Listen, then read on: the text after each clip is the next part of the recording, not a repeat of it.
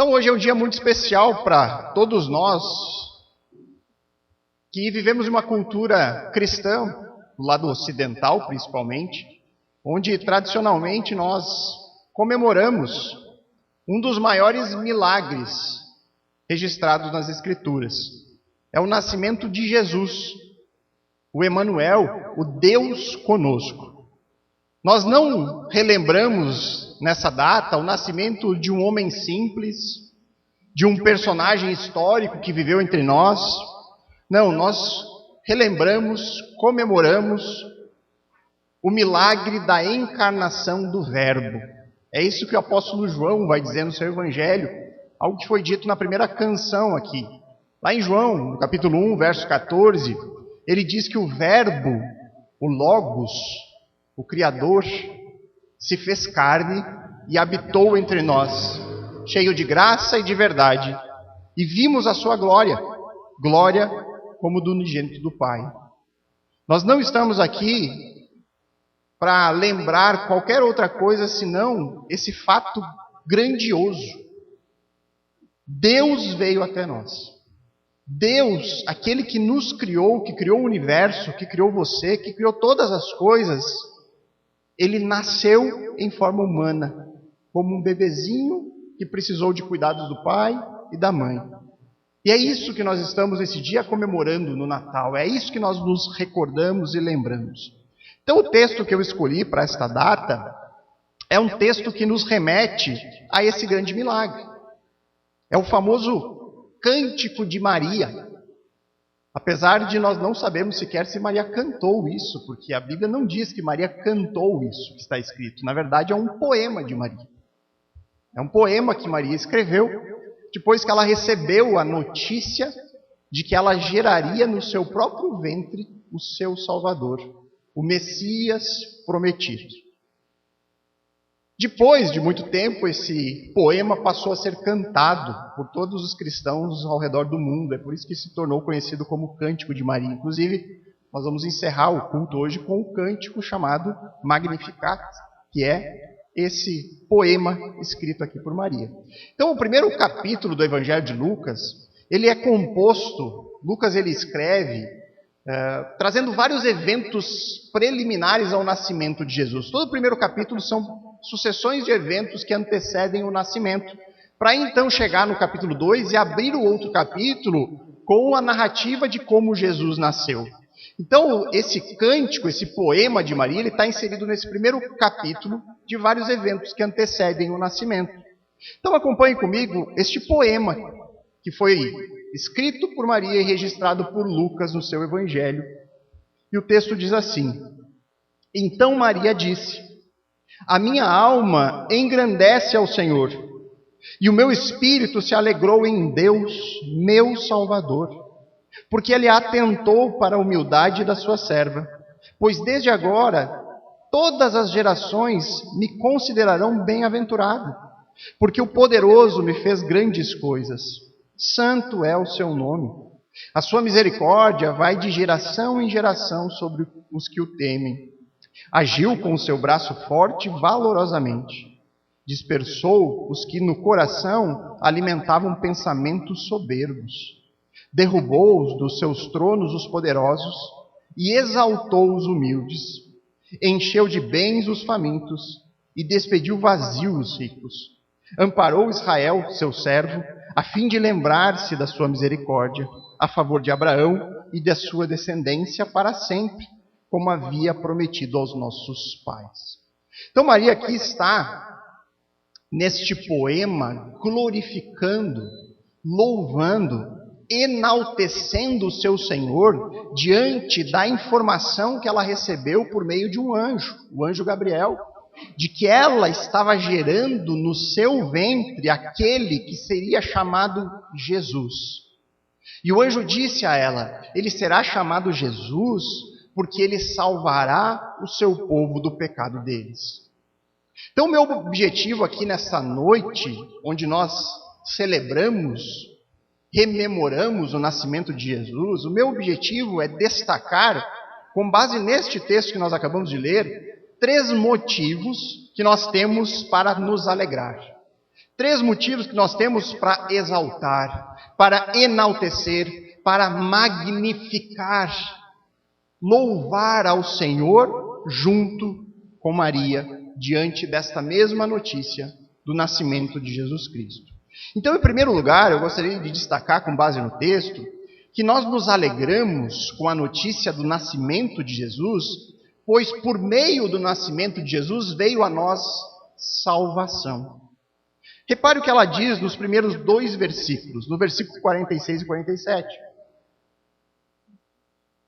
Então disse Maria: a minha alma engrandece o Senhor, e o meu espírito se alegrou em Deus, meu Salvador. Então Maria, ela começa esse seu cântico com uma expressão de louvor. E essa expressão de louvor, ela está escrita em forma de paralelismo. O que é um paralelismo? É um recurso muito presente nos escritores bíblicos, onde eles colocam 2 sentenças em paralelo uma à outra, para afirmar algum conceito, para passar alguma informação importante ou fazer algum contraste que eles desejam fazer. Então, se você reparar no texto, a primeira parte do paralelismo, Maria diz assim: a minha alma engrandece o Senhor. Essa é a primeira sentença desse texto em paralelo. Depois, a segunda sentença, ele vai dizer: e o meu espírito se alegrou em Deus. O que Maria quer deixar claro ao seu leitor, ao seu ouvinte? De que ela está extremamente grata ao Senhor. O coração, o sentimento, a alma dela é de muita alegria por aquilo que ela havia recebido de informação do anjo. E aí você pode perceber que as palavras alma e espírito, para Maria não tem diferença. Ela coloca aqui como sinônimos, ela está falando da mesma coisa. Ela fala da sua mente, do seu coração, daquilo que é imaterial em nós. A minha alma engrandece a Deus, o meu espírito se alegra em Deus. É sentimento, é a demonstração do sentimento que ela tem naquele momento. Ela coloca alma e espírito como sinônimos para aquilo que é imaterial em nós, a nossa fonte dos pensamentos, da vontade, das emoções. A única diferença significativa nesse texto em paralelo é o tempo verbal que ela utiliza aqui, em uma sentença e na outra. Na primeira, você vai ver que a alma de Maria engrandece, como um ato contínuo. Maria está dizendo: olha, eu sou grata a Deus desde sempre. A minha alma, ela sempre engrandeceu o Senhor. Não só agora com essa notícia, eu já glorificava a Deus com a minha alma desde sempre. Agora, depois, na segunda sentença, ela usa um tempo verbal que só existe no grego, que é o auristo, que quer firmar um momento marcante. Então ela está dizendo: olha, agora, segunda sentença, o meu espírito se alegrou a partir de um momento, se alegrou quando eu recebi a notícia. A minha alma sempre engrandeceu a Deus, mas o meu coração se encheu de alegria quando eu recebi a notícia do anjo do Senhor, de que eu geraria no meu ventre aquele que seria o meu Salvador. Então a principal parte aqui deste versículo, que eu gostaria de deixar gravado, é principalmente não só as sentenças em paralelo, mas a maneira como Maria qualifica o seu Senhor, o seu Deus. Ela chama Deus de quê no final do verso 47? Meu Salvador. Ela fala: Senhor, a minha alma é extremamente grata. O meu coração se alegra, porque você, meu Deus, é o meu Salvador. O que isso demonstra quando Maria diz que Deus é o seu Salvador? Que Maria, ela reconhecia a sua necessidade de salvação. Maria reconhecia e se arrependia do seu pecado. Ela sabia que apenas Deus poderia lhe salvar. Maria, ela se enxerga como alguém carente de salvação, por isso o Senhor é o seu Salvador. De acordo com as Escrituras, Maria não escapou da mancha do pecado original que contaminou a todos, a toda a humanidade. A partir da queda de Adão e Eva, todos pecaram. A Bíblia é muito clara nisso, irmãos. É por isso que aquilo que o pastor Adriano enfatizou aqui, eu enfatizo novamente. Eu não quero que você creia naquilo que eu estou dizendo, eu quero que você creia na Bíblia. E o que a Bíblia diz, por exemplo, em Romanos 13, desde o início do capítulo, ela vai dizer que não há um justo, não há nenhum sequer, não há quem entenda, não há quem busque a Deus. Ela diz que todo o ser humano se extraviou, se fizeram inúteis, são incapazes de amar o Senhor como deveriam. Todos que vieram depois de Adão e Eva. Maria reconhece isso aqui. Maria, ela esperava em Deus a sua salvação. Ela confiava que Deus providenciaria o meio para lhe salvar. E essa salvação, ela também sabia que viria exclusivamente por meio da criança que ela estava ali gerando no seu ventre. Maria, ela se alegrou com a mensagem de que ela estava carregando no seu útero, que ela daria à luz, que ela amamentaria, que ela cuidaria daquele que seria o seu Salvador. Que coisa incrível isso, irmãos. Pensa só o que foi para essa jovem. Saber que ela estaria gerando no seu ventre, teria que cuidar, amamentar, dar todo o cuidado que um bebê tanto precisa para aquele que seria o Salvador dela. E eu digo, irmãos, muitas pessoas nessa noite estão reunidas nos seus lares, com seus familiares, celebrando algo que é tradição no nosso calendário. Algumas, nos nossos dias, sequer vão citar o nome de Jesus. Você consegue perceber isso claramente nos nossos dias. Se você for aí para as lojas, para o comércio, para o shopping center, você vai perceber que cada vez menos há menções sobre Jesus. Você quase não encontra mais, por exemplo, presépios montados nas decorações. Você não encontra mais referências sobre o Salvador que veio ao mundo. Isso não deveria nos assustar, irmãos. Por quê? Porque a sociedade caminha para o secularismo. O Senhor nos advertiu disso. Nós vivemos num mundo que é mau. O mundo jaz no maligno. A palavra de Deus nos alerta. Mas o que me espanta, irmãos, é quando pessoas se dizem cristãs e comemoram o Natal como o nascimento de Jesus, mas sequer sabem dizer o porquê Jesus nasceu. Sequer sabem dizer qual foi o propósito do verbo se fazer carne. Por que Deus abandonou o seu trono no céu e habitou entre nós?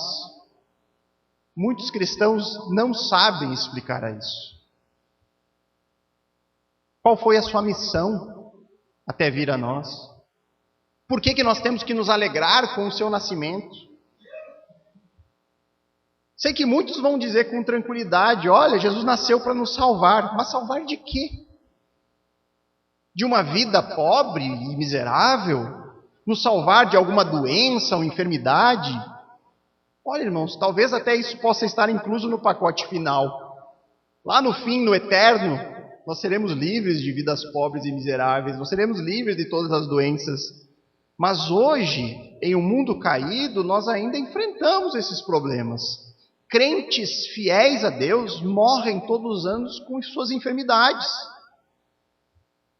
Crentes, todos os anos, deixam este mundo sem ter desfrutado de uma vida de prosperidade, de abundância material. Basta ver a vida dos próprios apóstolos, irmãos. Como foi o final da vida deles? Eles viveram em alta prosperidade, eles não tiveram nenhum tipo de sofrimento, foi apenas sucesso na sua vida? Creio que a Bíblia é muito clara ao dizer que não. E aí nós lembramos daquilo que Paulo vai dizer lá em 1 Coríntios 15, 19. Se a nossa esperança em Cristo se limita apenas a esta vida, somos as pessoas mais infelizes do mundo. Se a sua esperança em Cristo se limita a estar livre de alguma doença, a ter mais prosperidade, a ter sucesso, ter uma boa carreira profissional, se a sua esperança em Cristo está nessas coisas, você busca Cristo para receber isso em troca, então Paulo vai dizer para você, você é uma pessoa digna de pena. Por quê? Porque você se contenta com muito pouco. Você se contenta com uma caixinha de areia, enquanto Deus tem uma praia inteira para nos dar. Sabe qual deve ser o verdadeiro motivo da nossa alegria? Nós nos alegramos no nascimento de Jesus, porque por meio da sua vida, Ele trouxe a si mesmo para morrer por nós. Nós nos alegramos porque Jesus nasceu para morrer. E é isso que importa a nós. Jesus nasceu para morrer e por meio da sua morte nos salvar do pecado. Aquele que é perfeito morreu por mim imperfeito. Aquele que é justo morreu por você injusto. Ele veio providenciar o pagamento que Deus exigia pelos nossos pecados. Ele veio se entregar em nosso favor. É por isso que nós nos alegramos com a vinda do Filho de Deus. Porque embora sendo Deus, Ele não considerou que ser igual a Deus fosse algo que devesse se apegar. Em vez disso, esvaziou a si mesmo. Assumiu a posição de escravo e nasceu como ser humano. Quando veio em forma humana, humilhou-se e foi obediente até a morte, morte de cruz. Filipenses capítulo 2, versos 6 a 8. Graças a Deus que o Senhor não reteve a sua posição em glória, mas pelo contrário, Ele não considerou que ser Deus fosse algo que Ele devesse se apegar, mas Ele se humilhou e veio como um de nós. O Todo-Poderoso como um bebezinho indefeso, que precisou dos seus pais para cuidá-lo e alimentá-lo. E aí então viver uma vida perfeita para então se entregar, morrer por nós.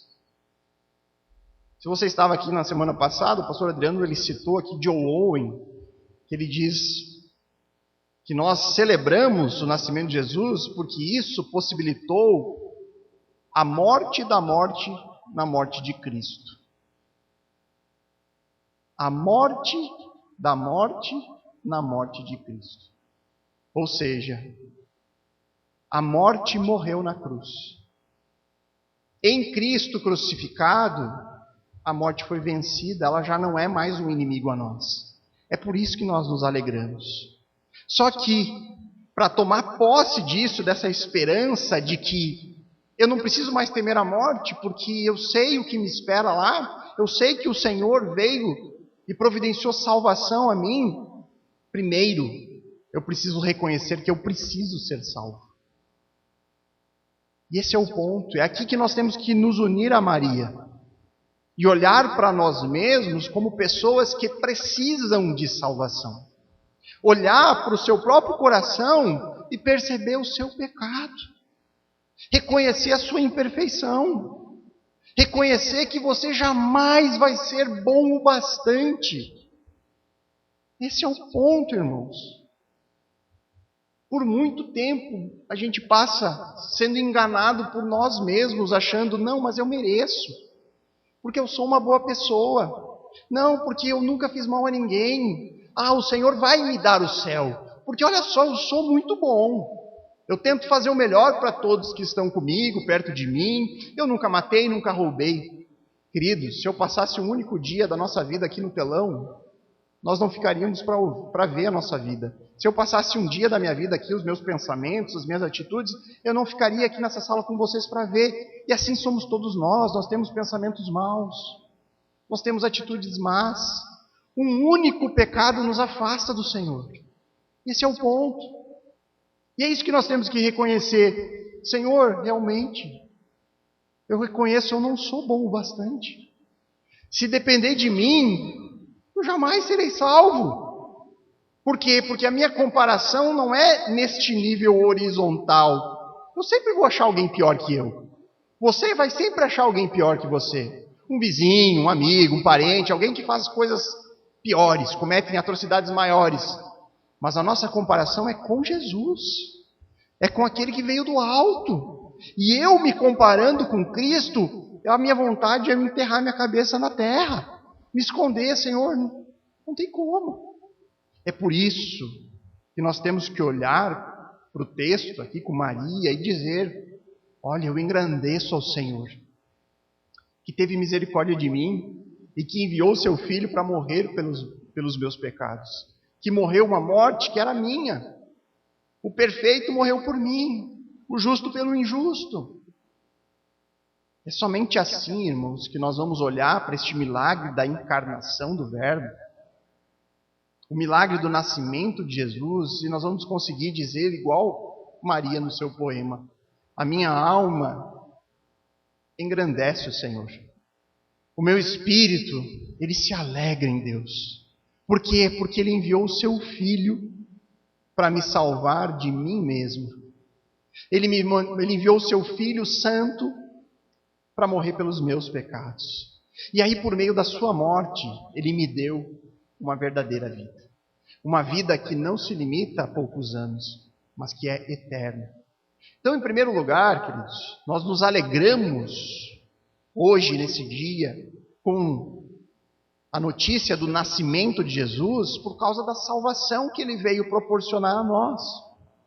Uma salvação que vem exclusivamente por meio da sua vida, morte e ressurreição. Em segundo lugar, nós nos alegramos com a notícia do nascimento de Jesus, porque isso demonstra que a misericórdia de Deus acompanha os humildes.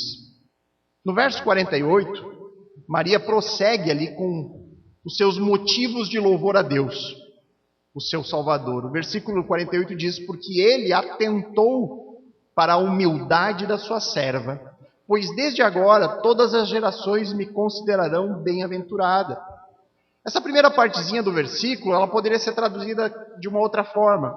É como se Maria estivesse dizendo: ele notou sua escrava na sua posição humilde. É isso que o termo serva aqui quer dizer, uma escrava. Vem do contexto da escravidão do primeiro século. Então ela está dizendo: olha, Senhor, você notou a sua escrava aqui em uma posição humilde. E isso é algo muito comum na história de Deus. Deus, ele costuma agir assim. Pegar pessoas que não são grandes aos olhos do mundo, pessoas que não são reconhecidas e importantes, e trazer o seu plano redentor por meio delas. Você tem vários exemplos bíblicos disso. E aqui Deus fez de novo. Ele pegou uma simples jovem, e possivelmente Maria tinha entre 14 e 16 anos, até alguns estudiosos colocam de 12 a 14, mas eu coloco mais entre 14 e 16, era a idade comum, onde essas mulheres noivavam e casavam dentro da cultura judaica do primeiro século. E ele fez aquela jovem menina uma pessoa que jamais seria esquecida. Depois dos versos 49 a 50, ele diz: porque o poderoso me fez grandes coisas, santo é o seu nome, a sua misericórdia vai de geração em geração sobre os que o temem. E aqui, nesses dois versículos, Maria volta a contemplar a glória de Deus. Ela está ali enfatizando o poder de Deus, a sua santidade, a sua misericórdia. E aí você vê que essas palavras, elas partem de alguém que entende a sua posição diante de Deus. Somente o Senhor é poderoso. Somente o Senhor é santo. Somente o Senhor é misericordioso. Uma misericórdia que não se estende apenas a Maria, mas a todos aqueles que temem o Senhor.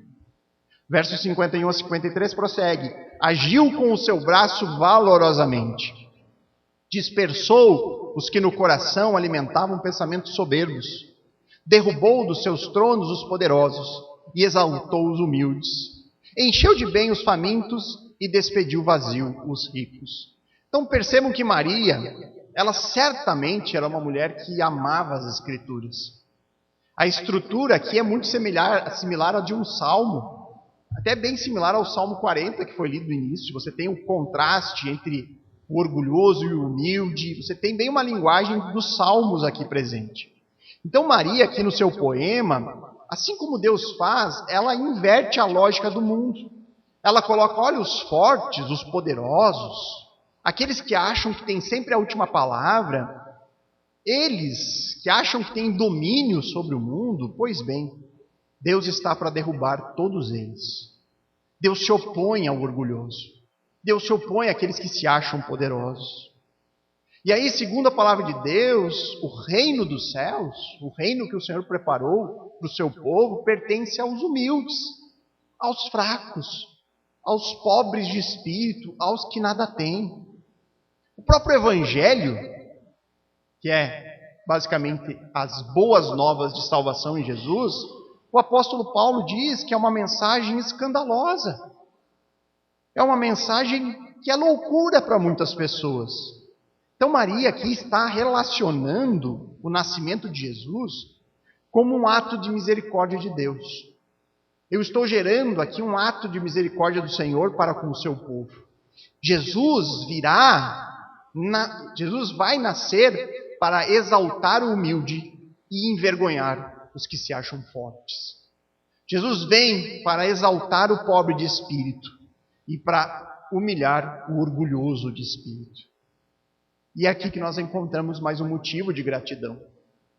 Porque a vinda de Jesus é um sinal claro da misericórdia de Deus para com os humildes.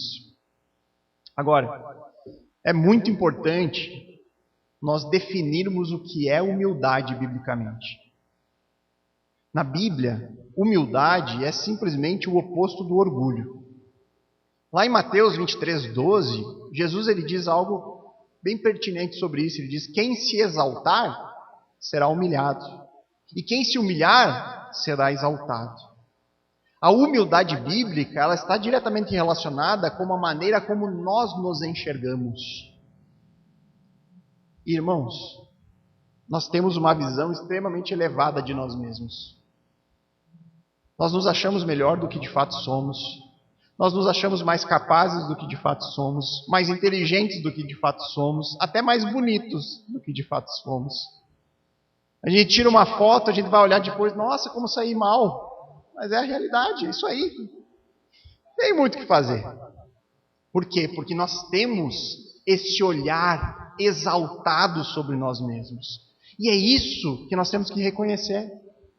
É isso que define a humildade quando nós conseguimos afirmar: olha, eu não sou tão bom quanto eu acho que eu sou. Eu não sou tão merecedor quanto eu achava que eu era. Talvez eu não possa tanto quanto eu achava que podia. É por isso que Jesus também afirmou aqui, mesmo no Evangelho de Lucas, um pouquinho mais à frente, no capítulo 5, os versos 31 a 32, ele diz algo bem curioso. Ele fala assim: olha, os sãos não precisam de médico, e sim os doentes. Eu não vim chamar o justo, e sim pecadores ao arrependimento. O que Jesus quer dizer com isso? Ele está dizendo: olha, da mesma forma que alguém só vai buscar um médico porque acha que está doente, pelo menos eu sou assim, né? Eu só vou atrás do médico quando eu tenho algum sintoma que eu acho que estou mal. Aí eu vou procurar um médico. Ele está dizendo: olha, é assim que funciona. O são, aquele que está bem, ele não vai atrás do médico. Da mesma forma Jesus, eu vim não para chamar o justo. E aí você pensa: nossa, mas existe alguém justo? Paulo diz que não há nenhum justo, nenhum sequer. Jesus está dizendo: aqueles que se acham justos. Ele diz: olha, eu não vim salvar aqueles que acham que não precisam ser salvos. Se você não acha que precisa de salvação, Jesus não veio para você. Por que você precisa ser salvo? Você acha que não precisa. Jesus veio para aquele que reconhece: pobre pecador que sou, livra-me, Senhor, do meu pecado. Livra-me, Senhor, da condenação que paira sobre mim. É isso que ele quer dizer. Jesus veio para aqueles que reconhecem humildemente o seu pecado e que clamam: Senhor, salva-me. Então o caminho da humildade bíblica para nós, queridos, é o caminho do arrependimento. É o caminho de se desprender de qualquer mérito, de esquecer qualquer possibilidade de crer em uma salvação que é baseada por aquilo que eu faço. Eu não posso ser salvo pela minha obra, por aquilo que eu não tenho nada de bom para oferecer. O profeta Isaías diz que as melhores coisas que nós fazemos, sabe aquele maior ato de bondade que você fez na sua vida? Eu dei um caminhão de cesta básica para as crianças carentes. O profeta Isaías vai dizer que até mesmo isso, diante da santidade do Senhor, é como um trapo imundo, como algo sem valor diante do Senhor. Por quê? Porque o Senhor é muito mais elevado do que nós, muito mais santo do que nós somos. Porque até mesmo o ato de eu dar a cesta básica é carregado de uma motivação egoísta. Eu quero dizer para as pessoas o que eu fiz, eu quero me enaltecer o meu ato de bondade, e por isso esse ato que é bom aos olhos do mundo se torna algo ruim diante de Deus. Nós não temos nada a oferecer. Então nós temos que reconhecer: Senhor, eu sou pecador, Pai. Eu reconheço. Diariamente eu peco contra o Senhor. Diariamente eu ando em rebelião.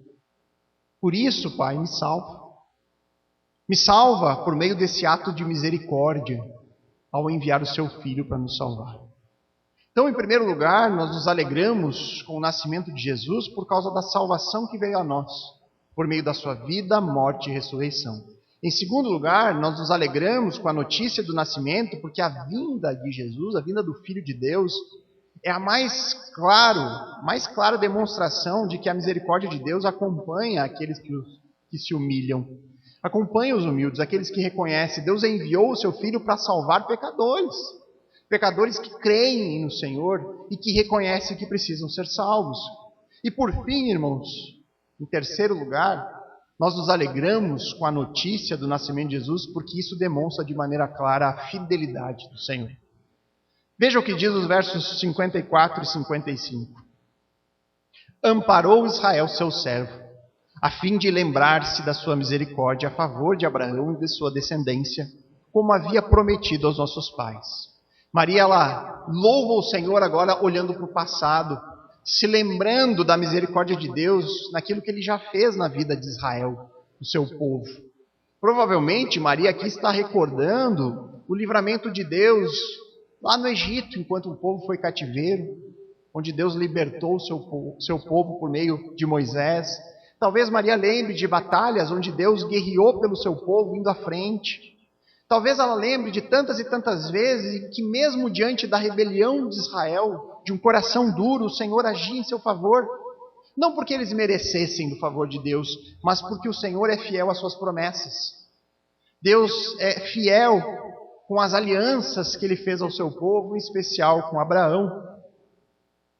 Deus prometeu muitas coisas àquele povo. Deus prometeu uma terra, prometeu um reino, um rei. Mas especialmente há uma promessa que Deus entregou a Abraão, que é para nós muito especial. Deus disse a Abraão que por meio de um descendente seu, todas as nações da terra seriam abençoadas. O dia que viria o descendente abençoador.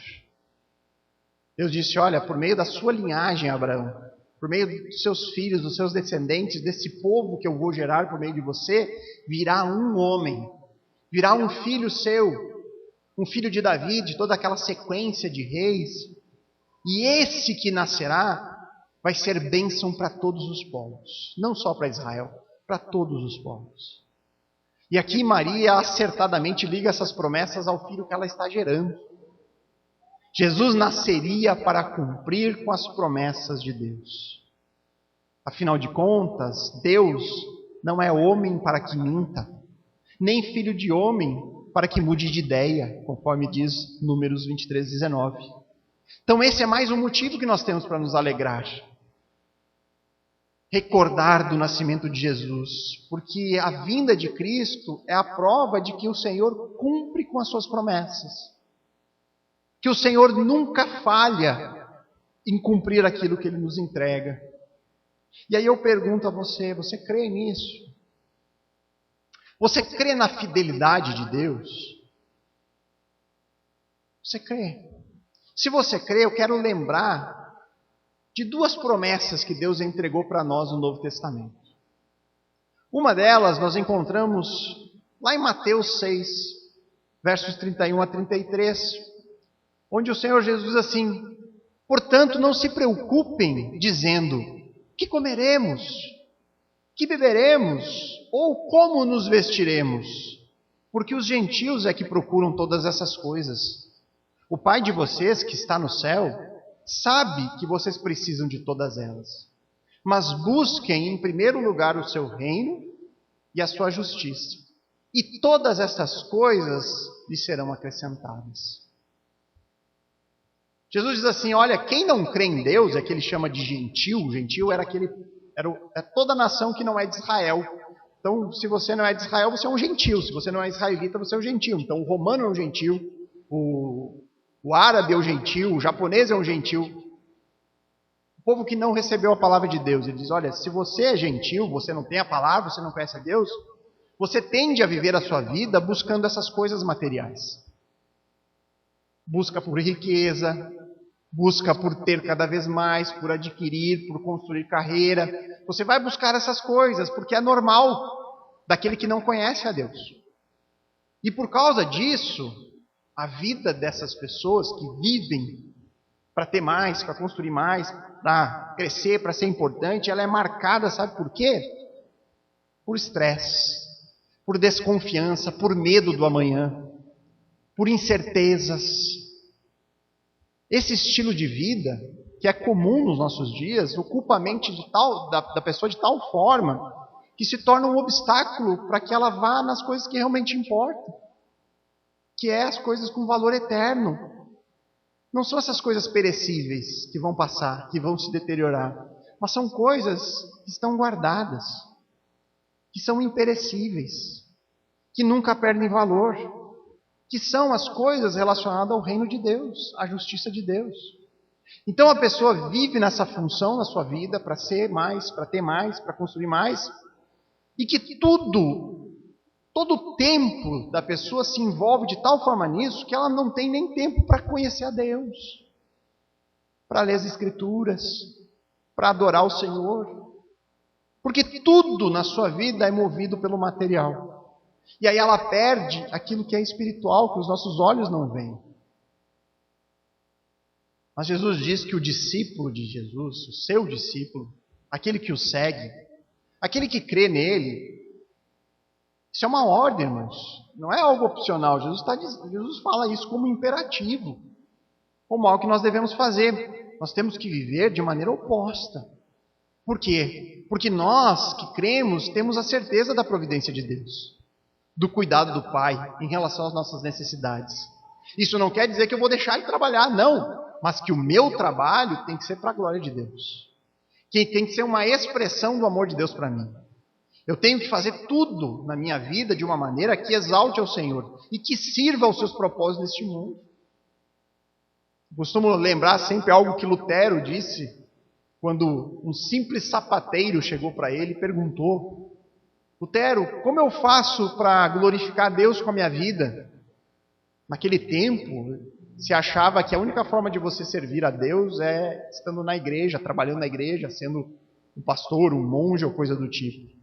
E aí Lutero diz para aquele sapateiro: olha, meu querido, se você quer servir a Deus, faça bons sapatos e venda a preços justos. Assim você serve as pessoas do seu meio e glorifica o Deus com a sua vida.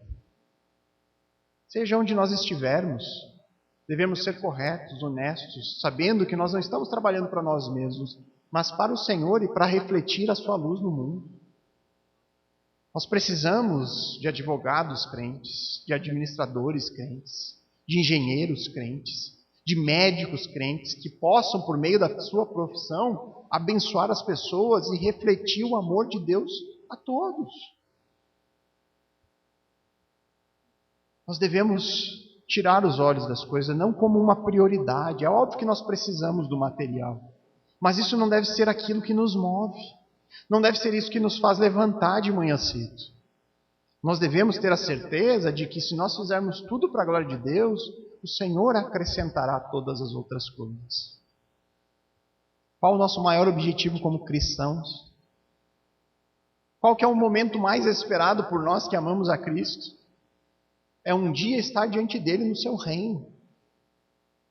O meu maior desejo, queridos, é um dia poder entrar neste reino prometido pelo Senhor. Um dia estar diante do meu Salvador e ouvir dele: muito bem, servo bom e fiel. É isso. A eternidade deve nos mover como crentes. E atrelado a isso, vem a certeza de que todas essas coisas serão acrescentadas. E aqui, irmãos, cabe uma ressalva. Muita gente olha para esse versículo, todas estas coisas me serão acrescentadas, e fica imaginando que Deus vai acrescentar tudo aquilo que ela acha que precisa. O texto diz estas coisas. Quais são estas coisas? O que comer, o que beber, o que vestir. Necessidades básicas da nossa vida. Deus não diz que nós teremos o carro do ano, a casa dos sonhos. Deus fala das nossas necessidades fundamentais. Deus nunca vai deixar faltar aquilo que é fundamental. Lembram de um texto lá de Lamentações, capítulo 3, 23, que diz, é bem conhecido, talvez não pela referência, mas você vai certamente lembrar quando eu disser, que as misericórdias do Senhor se renovam cada manhã. O Senhor diz, olha, as minhas misericórdias se renovam diariamente. E aí eu pergunto a você, quantas manhãs você já viveu? Quantas manhãs? Eu já vivi algumas, né? Tem alguns que viveram menos que eu, outros mais que eu. Mas nós já temos algumas manhãs aí no nosso currículo. Agora pense em quantos dias Deus lhe deixou sem a sua providência. Quantos dias Deus lhe deixou sem o essencial? Por que duvidar então, irmãos? Talvez a gente não vá almoçar no restaurante que a gente quer todo dia, mas a gente tem comida na mesa. Talvez a gente não vai vestir as roupas mais caras ou as melhores roupas, mas certamente o Senhor não deixará que a gente passe frio por falta de roupa. Essas são as promessas de Deus.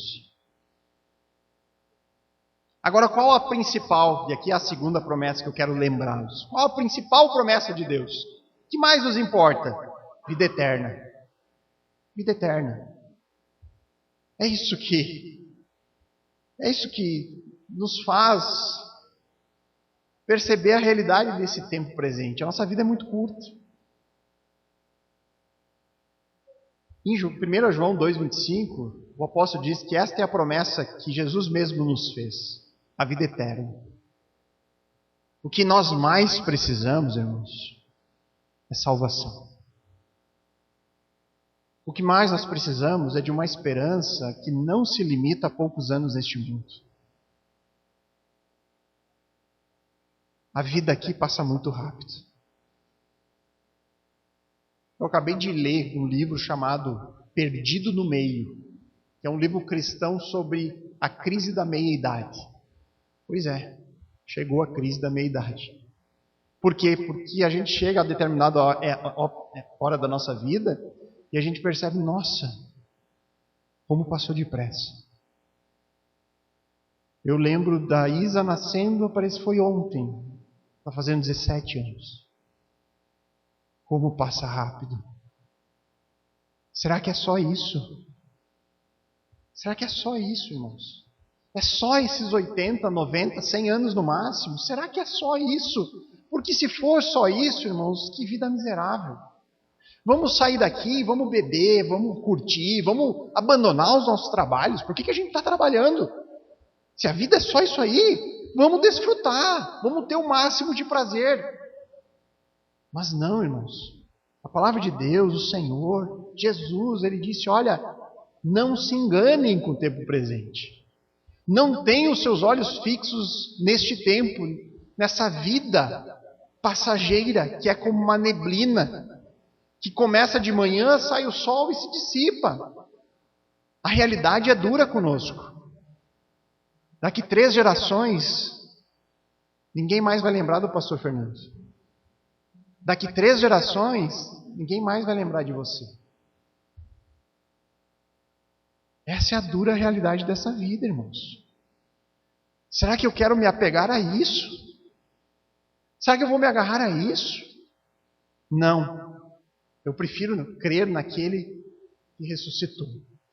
E aí muitas pessoas dizem, nossa, pastor, mas eu só acredito se alguém tivesse voltado de lá para dizer.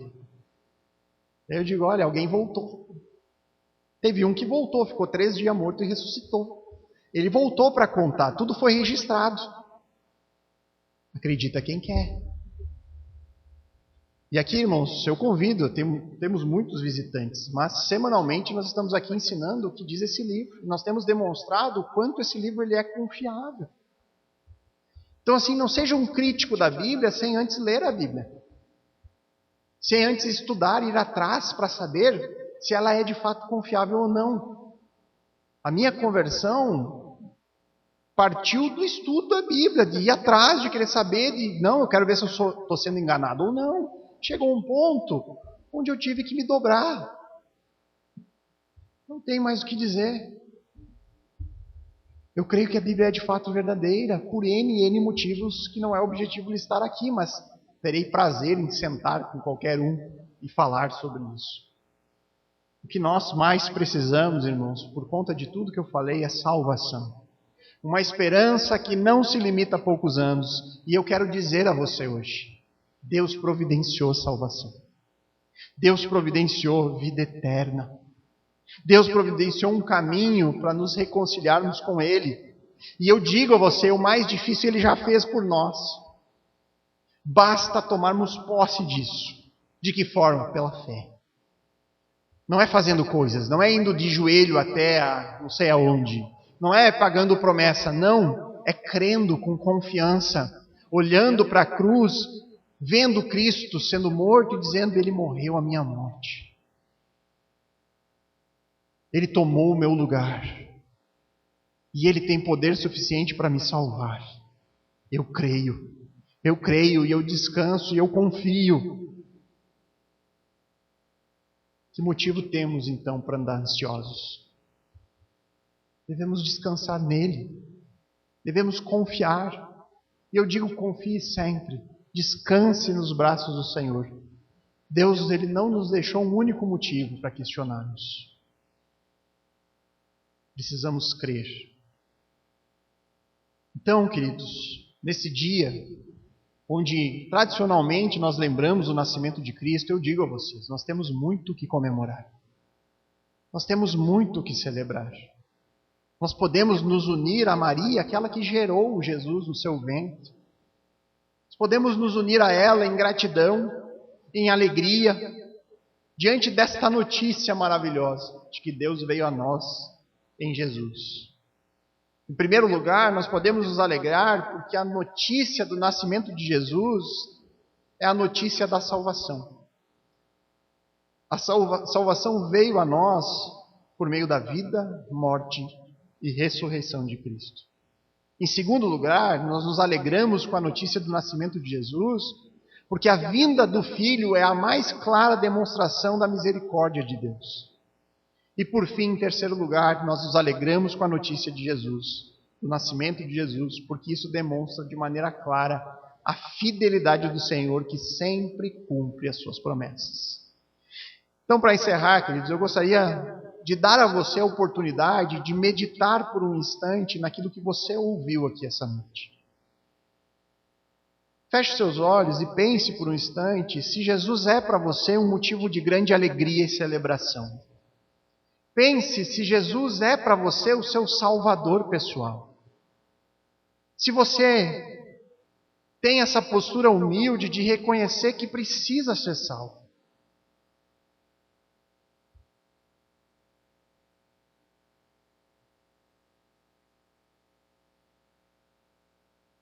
E aí então, irmãos, se você, por acaso, ainda não consegue ver Jesus como um Salvador, se você não acha que precise realmente ser salvo, então, eu tenho que lhe dizer aqui, as notícias não são boas. A Bíblia fala que todos nós precisamos de Cristo para ser salvo. A Bíblia diz que sem o Filho não há o Pai. E sem o Filho, a condenação permanece sobre nós. Então, se você se encontra nessa situação de não crer, eu desafio, fale com Deus agora e peça para que Ele lhe convença do pecado. Peça para que Ele se revele a você. E faça enquanto ainda Deus pode ser encontrado. Clame por salvação. Clame por aquele que é o único capaz de nos salvar, Jesus de Nazaré. Agora, se você já crê em Deus, você já entregou seu coração a Cristo, já reconhece Ele como o único e suficiente Salvador, se você já se arrependeu dos seus pecados e correu a Ele com esperança, então comemore, se alegre, porque você faz parte do povo de Deus. Um povo do qual o Senhor jamais a abandonará e cumprirá com todas as suas promessas. Vamos orar. Bondoso Deus, louvado seja o Senhor. Obrigado, Pai, pela Tua santa palavra que nos revela aquele que é o nosso motivo de comemoração tradicionalmente no dia de hoje. O milagre do Deus que se fez carne. O milagre de Deus ter vindo a nós em forma humana. Ter vindo viver uma vida perfeita e se entregar por nós na cruz do Calvário. Nós nos alegramos porque por meio da vida de Cristo, Ele pôde morrer por nós. O sacrifício que foi exigido por Deus foi entregue pelo Senhor e aceito pelo Pai. Jesus não está morto, Ele ressuscitou como prova de que o sacrifício foi aceito. E basta nós crermos nisso com toda a confiança e ser salvos pelo Filho. Pai, nos dá um espírito humilde que reconhece o pecado e nos ajuda a crer com toda a confiança, Deus, sabendo que o Senhor guardará a nossa vida até o fim. O Senhor nos fará ser perseverantes até o fim. O Senhor nos levará seguros até o dia em que estaremos diante dEle, na sua presença, perfeitos, restaurados, e então viveremos vida eterna. Obrigado, Pai, por tão grande salvação, imerecida. Obrigado, Senhor. Obrigado, nosso Salvador. Nós oramos em nome de Cristo. Amém.